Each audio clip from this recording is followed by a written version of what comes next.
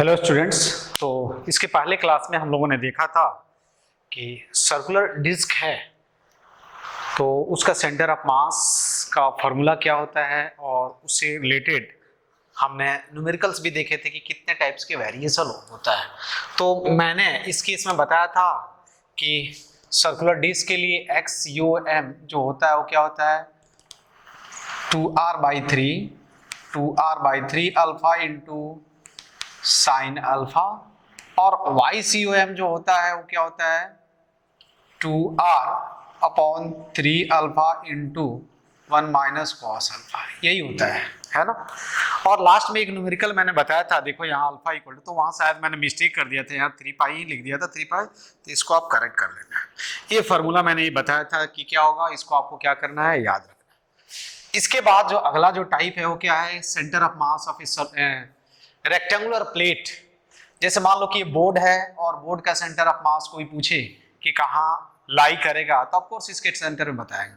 मैं हमेशा याद रखना है कि यदि ज्योमेट्रिकल सेंटर एग्जिस्ट कर रहा है तो centre of mass always lies at the क्या होगा, सेंट्रॉइड या ज्योमेट्रिकल सेंटर। ठीक है, मैंने ये बताया था कि जब भी क्या होगा, सिग्मा कांस्टेंट होगा तो सेंट्रॉइड एंड सेंटर ऑफ मास क्या होता है, कोइंसाइड हो जाता है। ठीक है, तो यहाँ भी आप देखोगे कि सेंटर ऑफ मास जो होगा इस केस में कहाँ लाई करेगा, यदि रेक्टेंगुलर प्लेट है जिसका मास क्या है m है, लेंथ क्या l है और विड्थ क्या है b है, तो इसका सेंटर ऑफ मास जो होगा वो कहाँ लाई करेगा, इसके अब देखो LOS एक ही हो गया, this is also line of symmetry और this is also line of. अब बोलोगे सर इसको हम फाइंड आउट कैसे करेंगे, तो यार फाइंड आउट कर सकते हैं। आप कैसे फाइंड आउट करोगे, एक थिन रॉड कंसीडर कर लो, यहां से देखो ध्यान से, x डिस्टेंस पे एक थिन रॉड कंसीडर कर लो dx विड्थ का,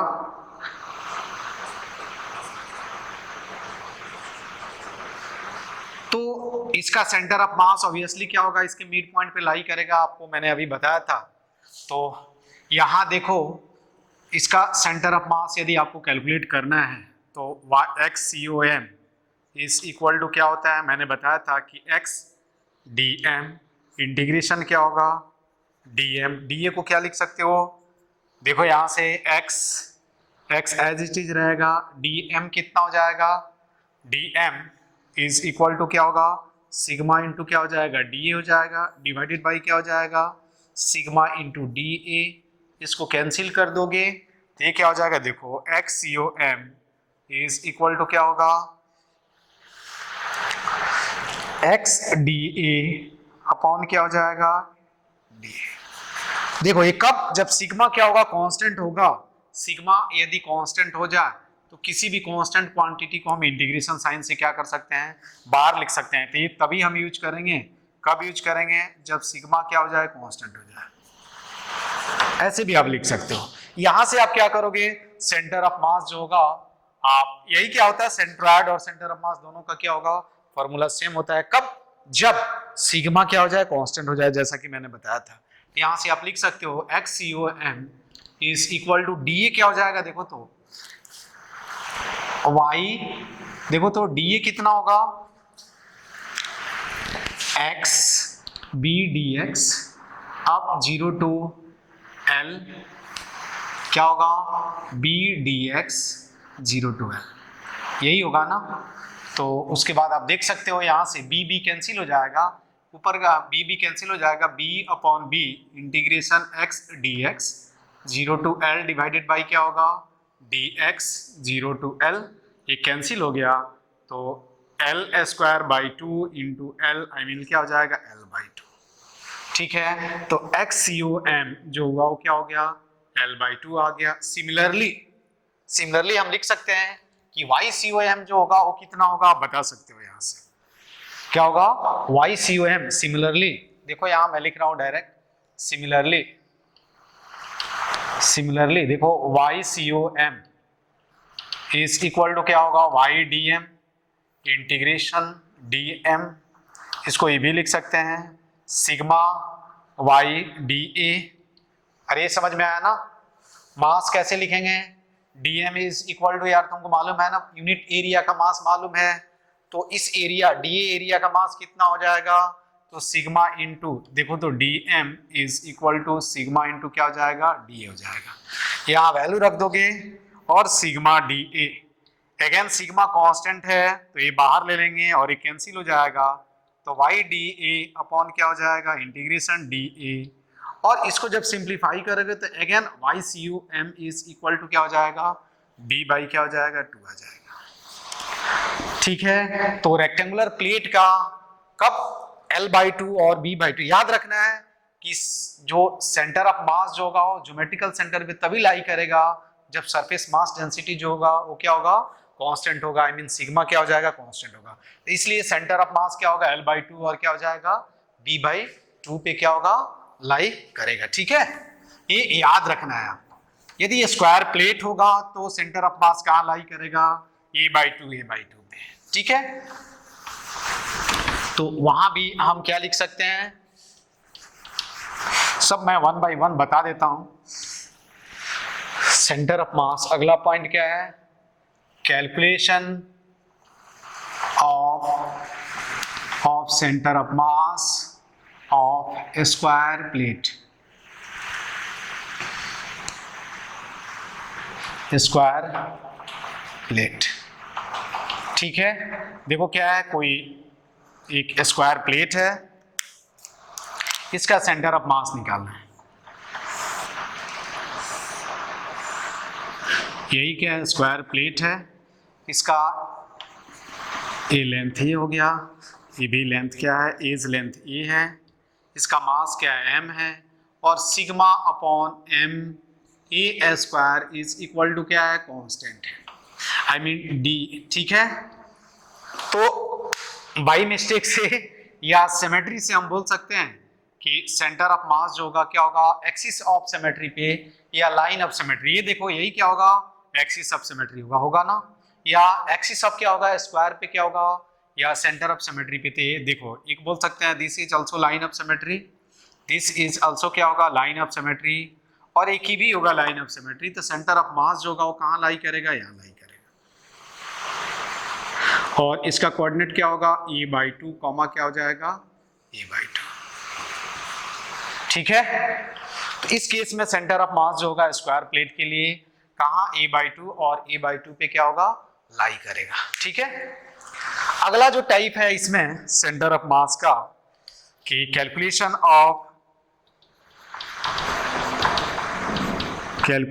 of centre of mass of, ये क्या होगा, ट्रायंगुलर प्लेट। ट्रायंगुलर प्लेट दिया हुआ है, जैसे देखो जस्ट मेथड बता रहा हूं कि प्लेट किसी भी टाइप का हो तुम आसानी से कैलकुलेट कर सको। ठीक है, अब देखो इसको जब मुझे क्या है, इसका सेंटर ऑफ मास निकालना होगा तो हम क्या करेंगे, जो मुझे स्टैंडर्ड फॉर्मूला मालूम है उसके टर्म में हम क्या करेंगे, इसको डिवाइड करेंगे। देखो हमने क्या किया, इसको एक्स एक्सिस मान लिया और इसको क्या किया, वाई एक्सिस मान लिया समझने के लिए। ठीक है, समझ में आया ना। अगेन इसका एक क्या है, बी दिया हुआ है, बेस लेंथ, और एक क्या दिया हुआ है, हाइट दिया हुआ है, एच।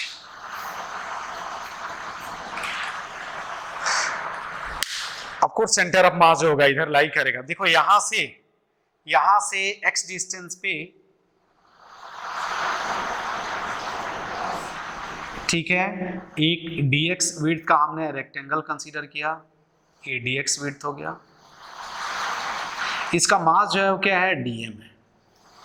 ठीक है, क्या है, मास जो है क्या है, dm। अब तुम ये मत समझना कि sir x axis y axis positive negative, just ठीक है।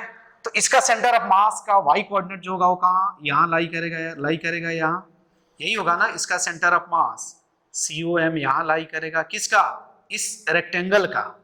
ठीक है, तो इसका सेंटर ऑफ मास, यदि ये क्या है, ये टोटल लेंथ अपने को मालूम चल जाए तो देखो सिमिलर ट्रायंगल हम यूज करके ये वाला लेंथ कितना होगा, यदि ये क्या है, h है, या ये क्या है तुम्हारा, y है।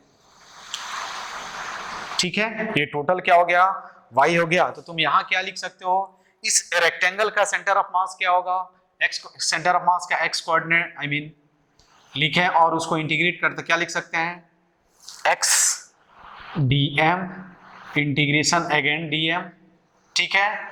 x का वैल्यू क्या होगा, x ही होगा, और dm क्या होगा बता सकते हो तुम। अगेन देखो सिग्मा यहां क्या होगा, मास अपॉन क्या होगा b इंटू एच, तो dm इज इक्वल टू क्या होगा सिग्मा इंटू da, ठीक है। और dA कितना है देखो, तो dx इंटू वाई है क्या, तो सिग्मा y इंटू क्या होगा dx। और सिमिलर ट्रायंगल यूज करो, यहां से बोल सकते हो कि h अपॉन क्या होगा b is equal to y upon क्या हो जाएगा x, this imply that y equal to क्या होगा x h अपॉन b। तो यहां से तुम xum का वैल्यू कैलकुलेट कर सकते हो। x का वैल्यू dm का वैल्यू रखो, तो पहले dm का वैल्यू रख देते हैं, तो x सिग्मा da, बाद में हम वैल्यू रखेंगे, ये भी क्या होगा सिग्मा da। अगेन देखो सिग्मा क्या है, यहां भी कांस्टेंट है यार, ठीक है, यहां भी ये कांस्टेंट ही होगा ना, तो इंटीग्रेशन साइन से बाहर लिखोगे इसको, तो xum इज इक्वल टू हम क्या लिख सकते हैं x da, ठीक है, सॉरी क्या लिखेंगे da, da का वैल्यू रखोगे, क्या है da इज इक्वल टू क्या है देखो, तो y इंटू क्या लिखोगे x y dx क्या होगा, और यहां तुम x का जो लिमिट है वो 0 टू क्या लिखोगे b, यहां भी क्या होगा 0 टू b, यहां भी क्या होगा y dx 0 टू b, ठीक है। अब उसके बाद तुम आसानी से क्या कर सकते हो, वैल्यू फाइंड आउट कर सकते हो। यही देखो ये क्या हो जाएगा, y का वैल्यू रख दो वहां, तो देखो h बाई बी, और यहां से भी h बाई बी हमने क्या किया कॉमन ले लिया, तो यहां देखो xum is equal to h upon b, common ले लो तो ये क्या होगा x square dx 0 to l, sorry 0 to b होगा, डिवाइडेड बाई क्या होगा h अपॉन बी 0 टू क्या हो जाएगा तुम्हारा b, ठीक है, x dx। इसको इंटीग्रेट करो देखो क्या आएगा, तो यहां से तुमको मालूम चल गया xum इज इक्वल टू क्या होगा h by b, h by cancel हो गया, तो यहां से लिख सकते हैं x cube by 3 0 to b divided by क्या होगा एक्स स्क्वायर बाई 2 0 टू क्या होगा b, इसको लिख सकते हैं 2b अपॉन क्या होगा 3, I mean xum 2b by क्या होगा 3 हो गया इस वर्टेक्स से। तो मैंने बताया देखो मास इधर क्या है, ये इस फिगर को देख करके मालूम चल रहा है कि सेंटर ऑफ मास जो होगा वो क्या होगा इधर लाई करेगा, इस राइट एंगल के क्लोज लाई करेगा, इसलिए यहां से इस वर्टेक्स से क्या है 2b बाई 3 पे है, तो इधर से क्या होगा b बाई 3 पे क्या होगा सेंटर ऑफ मास लाई करेगा, ठीक है। तो xcm मालूम चल गया, ycm कितना होगा इसी तरह बता दो सिमिलरली, ycm कैसे कैलकुलेट करेंगे, अब तुमको कैलकुलेट इसको नहीं करना है, इसको याद रखना है, ये इंपॉर्टेंट रिजल्ट है। सिमिलरली हम क्या बोल सकते हैं, सिमिलरली देखो ycom डायरेक्ट लिखूं y da is equal to क्या होगा dh, चलेगा, मैंने डायरेक्ट लिख दिया यार, ठीक है। यहां से देखो y का वैल्यू रख दो यार, एक्स एच अपॉन क्या हो जाएगा, ठीक है। अब देखो यहां से y को ये क्या हो जाएगा देखो वाई स्क्वायर, ठीक है, dx क्या होगा y dx। अब यहां से क्या करो तुम देखो ये dx है और ये dx है, तो यहां से तुम dx की जगह लिख सकते हो, यहां से क्या लिख सकते हो देखो ये दिया हुआ है y इज इक्वल टू क्या दिया हुआ है x h बाई b, ठीक है, तो इसको लिख सकते हैं dy upon dx equal to h upon b, I mean dx is equal to b upon h dy, और वैल्यू रख दो यहाँ, तो ycom इज इक्वल टू क्या होगा b अपॉन h, ठीक है, y square dy upon b upon h y dy, ठीक है। ये देखो ये कैंसिल हो जाएगा, y का वैल्यू क्या होगा 0 to h, 0 to क्या होगा h, इसलिए YCOM इज इक्वल टू क्या होगा, इसको भी सिंप्लीफाई करोगे तो देखो कितना होगा, क्या होगा, हमने रुक जाओ, y dy है ना, सही है, ठीक है, क्या सही है। तो ये कितना हो जाएगा, इसको सिंप्लीफाई करोगे ये कैंसिल हो जाएगा, तो एट क्या होगा 2h अपॉन क्या हो जाएगा 3, क्या हो जाएगा 2h अपॉन 3 और क्या हो जाएगा 2b अपॉन 3 जो होगा वो सेंटर ऑफ मास क्या है, किसके केस में होगा, ट्रायंगुलर प्लेट के केस में। तो यहाँ इसको मैं डायग्राम ड्रॉ करके आप फिगर में दिखा देता हूँ, कहाँ से सेंटर ऑफ मास होगा ये भी तुमको याद रखना है, ये किसके लिए, रेक्टेंगुलर सॉरी ट्रायंगुलर प्लेट के लिए, ये रट जाना है तुम लोगों को, ठीक है। देखो यही क्या है, रेक्टेंगुलर प्लेट है, ये राइट एंगल है, राइट एंगल से हम देखें तो सेंटर ऑफ मास जो होगा वो कहाँ होगा, लाई करेगा यहाँ, यही क्या है सेंटर ऑफ मास है। यहां से यदि मैंने इसको एक्स एक्सिस माना और इसको क्या हुआ वाई एक्सिस माना, तो सेंटर ऑफ मास का कोऑर्डिनेट क्या होगा, ये होगा, ठीक है, ये तुम्हारा क्या होगा XCOM और YCOM, ठीक है। यहाँ XCOM का जो वैल्यू होगा वो क्या होगा, XCOM का वैल्यू क्या होगा, देखो B बाई क्या हो जाएगा 3, ये हमने कहा से यहां से लिखा है ये वाला फॉर्मूला, और YCOM का वैल्यू जो होगा वो क्या हो जाएगा 2h बाई क्या हो जाएगा 3 हो जाएगा। यहां से यदि हम यहां से सोचें, देखो ऐसे सोचें, राइट एंगल से वाला फॉर्मूला याद रखना है तुमको, तुम बोलोगे नहीं सर मैं यहां से सोचूंगा, यहां से इस एंड से, ठीक है। तो अगेन सेंटर ऑफ मास जो होगा ऑलवेज कहाँ होगा, इधर कहीं लाई करेगा, ये तुम्हारा सेंटर ऑफ मास हो जाएगा, ये XCM हो जाएगा, ठीक है, और दिस विल भी क्या होगा YCM। तो यहाँ again XCOM is equal to क्या होगा 2b बाई क्या हो जाएगा 3, देखो इसको हमने क्या माना है h, ये रट जाना है तुमको फॉर्मूला, ये क्या हो जाएगा b दिया हुआ है, उसी तरह ये टोटल क्या होगा तुमको b है ना, ये क्या हो जाएगा h,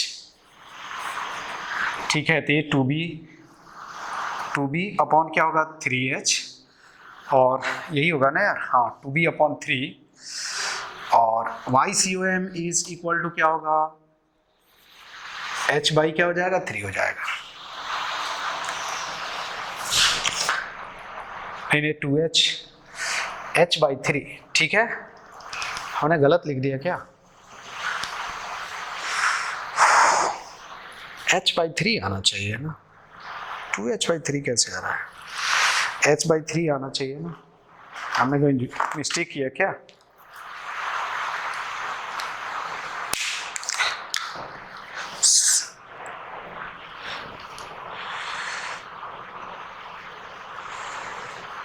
ठीक है, ठीक, y कोऑर्डिनेट है ना, YCM 2h by 3, 2h by 3, ठीक है 2h बाई 3 होगा,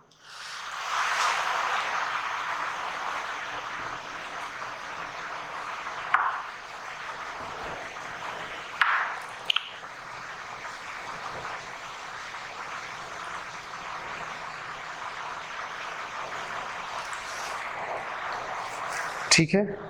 तो 2h बाई 3 और क्या हो जाएगा 2h बाई 3 सेंटर ऑफ मास तुमको मालूम चल गया, ठीक है। तो दोनों केस में क्या है तुमको 2h बाई 3 ये याद रखना है कि दोनों से ये राइट एंगल से हम लिख रहे हैं, या हम यहाँ से, हमने इस केस में यहाँ से कंसीडर किया है, इस केस में क्या है राइट एंगल से कंसीडर किया है। तो ये तुमको क्या करना चाहिए माइंड में रखना चाहिए, फार्मूला जो है ये बहुत ही इंपॉर्टेंट है, ये आपको रटा हुआ होना चाहिए एग्जाम के लिए। उसके बाद अगला जो पॉइंट है कि सेंटर ऑफ मास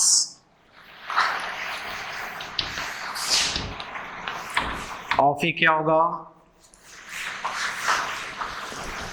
सिलेंडर, तो सिलेंडर दो होगा यार, सॉलिड सिलेंडर और क्या होगा, हॉलो सिलेंडर। तो पहले हम सॉलिड सिलेंडर ही कैलकुलेट कर लेते हैं। Calculation of centre of mass of a, चलो हॉलो सिलेंडर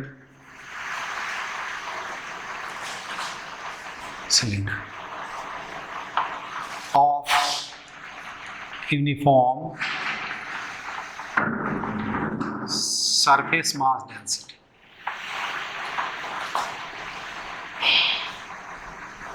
आई मीन यहाँ सिग्मा जो है वो क्या है, कांस्टेंट है, लिखूं, ठीक है। देखो यही क्या है, सिलेंडर है,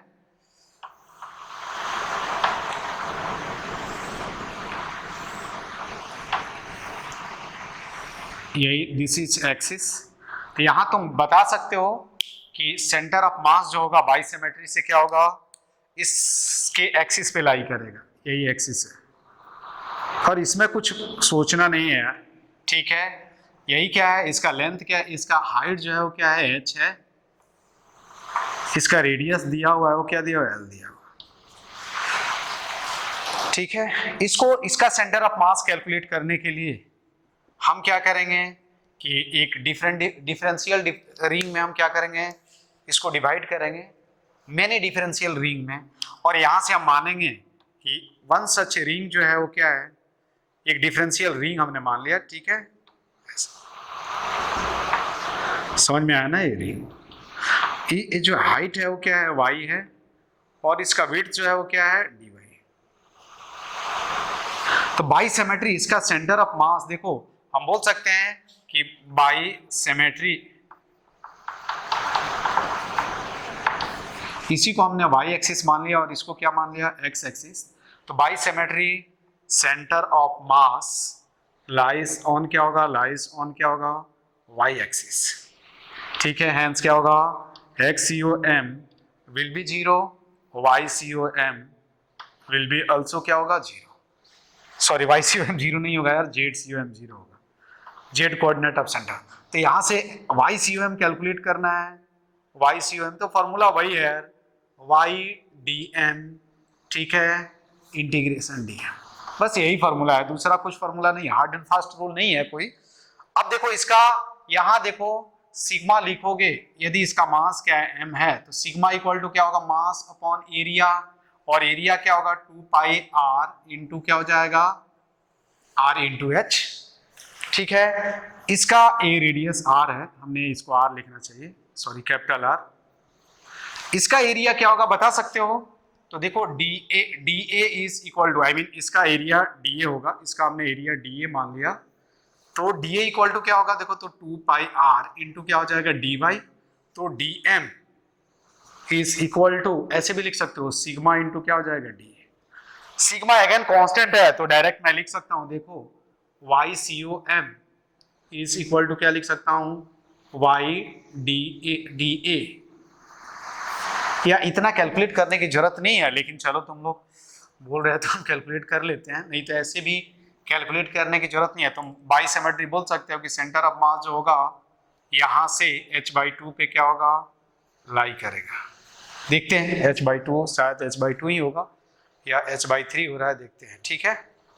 समझ में आया, तो यहां से देख सकते हो YCOM इज इक्वल टू, देखो y का वैल्यू क्या होगा, 0 to h, y DA का वैल्यू रखो, तो DA क्या होगा, देखो 2 पाई r dy, हमने यहाँ कैपिटल R लेना चाहिए, तो 2 पाई r dy, यहाँ भी हम लिखें तो क्या लिख सकते हैं, 2 पाई r dy, 0 to y, जो सॉरी 0 to h, एक कैंसिल हो जाएगा, और इसको सिंप्लीफाई करोगे देखो तो y²/2 0 to h divided is equal to क्या होगा, h, सॉरी y 0 to क्या होगा, h, तो इसको सिंप्लीफाई करोगे तो h/, क्या हो जाएगा, 2। तो YCOM हॉलो सिलेंडर के लिए क्या आया, h/, से, ठीक है। आई मीन यहां से क्या होगा, जैसा कि मैंने बताया था कि बेस से किसी भी टॉप और बॉटम से जो होगा h/2 पे क्या होगा, सेंटर ऑफ मास लाई करेगा, किसका, हॉलो सिलेंडर का। लेकिन सॉलिड का ऐसा नहीं होगा यार, सॉलिड का अलग होगा, ठीक है। तो हाइट ऑफ क्या होगा, सेंटर ऑफ मास, ठीक है। ये फॉर्मूला आपको क्या होना चाहिए, याद होना चाहिए। बात समझ में आया। उसके बाद